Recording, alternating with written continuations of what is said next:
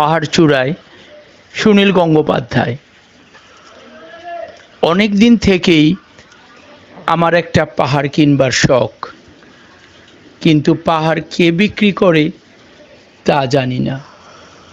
যদি তার দেখা পেতাম, দামের জন্য আটকাতো না। আমার নিজস্ব একটা নদী আছে, সেটা দিয়ে দিতাম পাহাড়টার বদলে। কে না জানে পাহাড়ের চেয়ে নদীর দামই বেশি।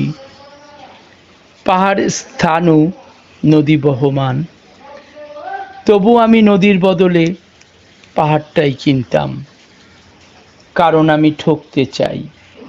নদীটাও অবশ্য কিনেছিলাম একটা দ্বীপের বদলে। ছেলেবেলায় আমার বেশ ছোটোখাটো ছিমছাম একটা দ্বীপ ছিল, সেখানে অসংখ্য প্রজাপতি। শৈশবে দ্বীপটা ছিল বড় প্রিয়।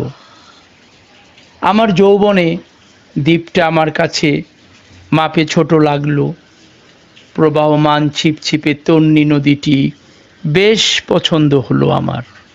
বন্ধুরা বলল, ওইটুকু একটা দ্বীপের বিনিময়ে এত বড় একটা নদী পেয়েছিস, খুব জিতেছিস তো।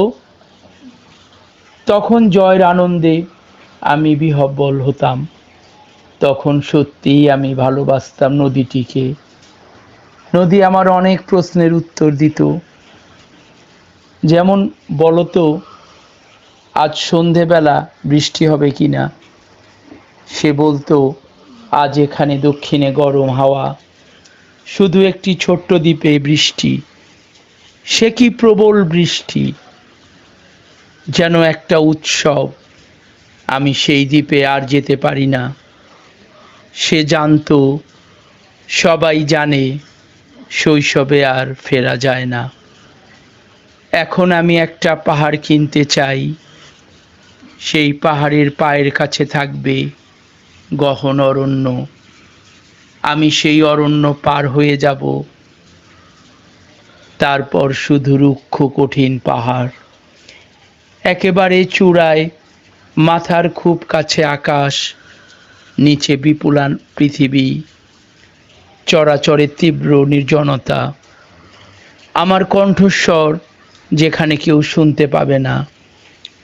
আমি শুধু 10 দিককে উদ্দেশ্য করে বলবো, প্রত্যেক মানুষই অহংকারী। এখানে আমি একা। এখানে আমার কোনো অহংকার নেই। এখানে জয়ী হবার বদলে ক্ষমা চাইতে ভালো লাগে। হে 10 দিক, আমি কোনো দোষ করিনি, আমাকে ক্ষমা করো। দেও